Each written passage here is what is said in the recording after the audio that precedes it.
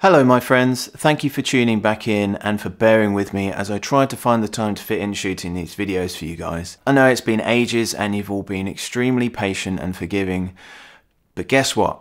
Times have changed and I have taken the next biggest step in my trading career. Yes, that's right, after nearly 9 months of paper trading with virtual money, I finally funded my account with real money. I finally grew some balls and I made my first trade with actual cash. So how did it go, I hear you ask? Not great.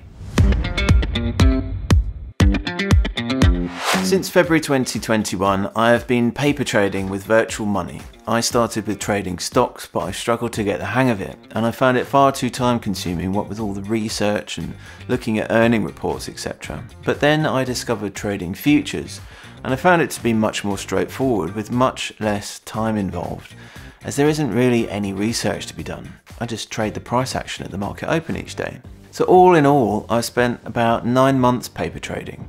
Back at the beginning, I'd heard that you should paper trade for about 3 months, and so that was what I initially set out to do. But the 3 months came and went, and I just didn't feel I was ready to use real money yet. My win rate wasn't good enough, my risk management was all over the place, and I wasn't fluent enough in price action.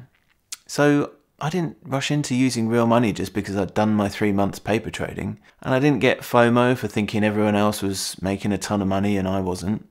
Well, I did a little bit, but I just stayed sensible and focused, and I continued to practice until I started becoming consistent. In fact, it took a whole 7 months until I actually turned a profit in the demo world, and I finally felt confident in my consistency after 9 months, which to me actually sounds about right to learn a new skill and to get pretty good at it. It's just like, when you learn to drive, I'm sure you were an okay driver for the first few months, but it's not until you've been doing it consistently for about, 6 or 9 months or so that you really start to feel really confident. It's really the same with anything we learn, and I don't think trading is any different.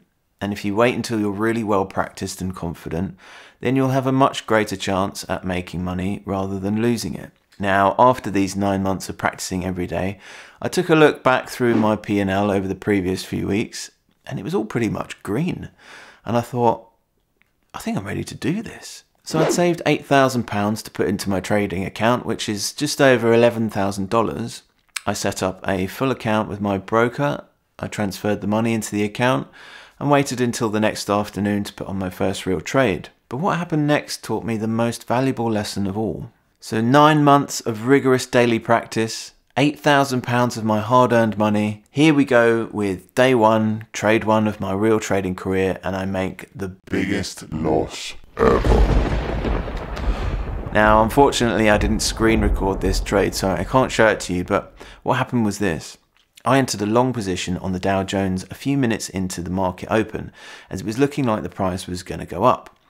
But as you can see here, after a few minutes, the price absolutely tanked by about 300 points over the course of half an hour or so.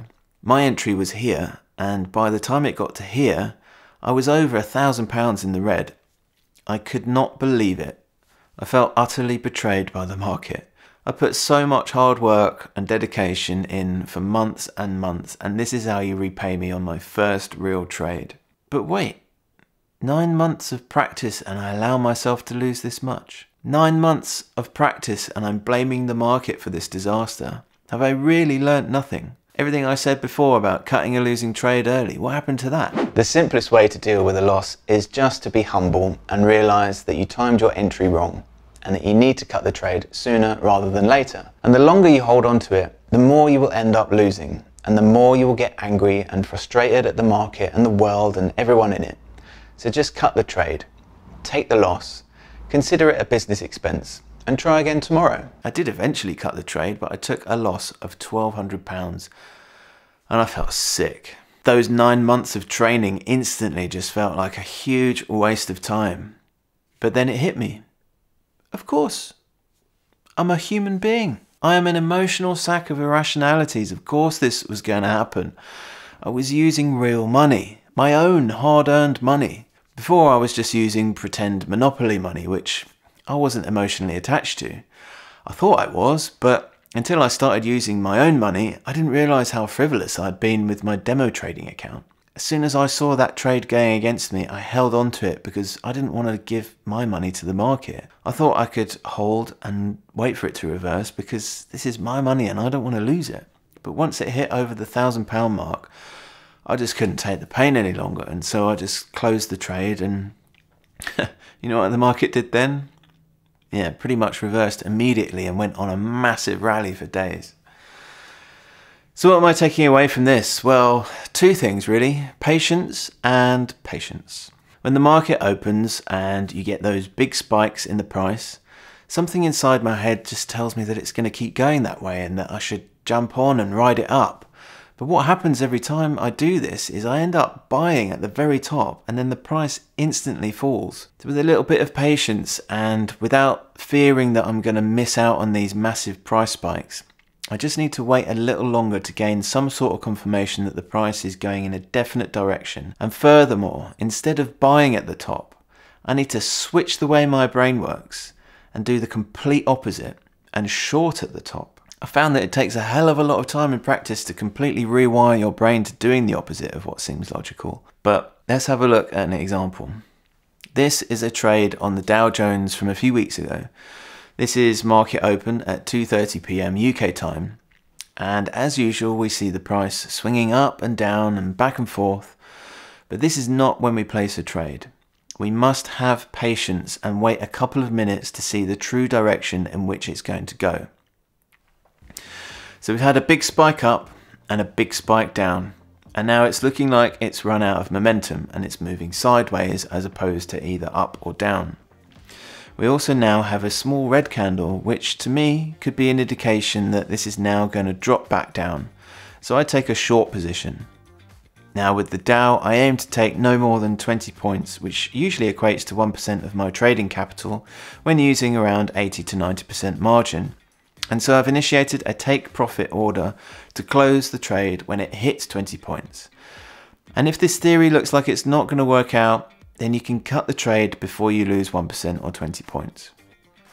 And there we go, that's 20 points, which is about $80, and that is my 1% target. And this is the trick of doing the opposite of what seems logical. The market opened and pushed higher at first, so instead of thinking the price is going to keep going in this direction, we switch our brain and prepare to do the opposite and look for the opportunity to go short. You can see that the price had been climbing for about an hour before the market opened, and so it has cleared all this space for the price to drop back down again, and therefore it wouldn't be wise to believe that it is still going to keep going in this direction. But, of course, we may be wrong, and it could keep going in that direction, and so that's why we use risk management. If it looks like your theory isn't panning out the way you had planned, then best to just cut the trade immediately. And that is pretty much it. Look back over the chart to see where there is space for the price to move, and wait until there's been a big spike in one direction and get ready to do the opposite, and prepare to go short if there's been a big spike up, or prepare to go long if there's been a big spike down. And remember, this is not a guaranteed science. Sometimes it works and sometimes it just doesn't, but it does tend to work more often than not, and so with good risk management implemented and lots of practice, you should be able to win more than you lose. But there is just one more thing that helped me with my decision to take this particular short position when I did, and that was with the help of pivot points, which are these little lines you see on the chart here, and I'll explain what these are and why they are the only indicator I use in the next video, which will be out very soon. So look out for that, and in the meantime, likey and subscribey if you haven't done so already, keep practicing, and I'll see you next time.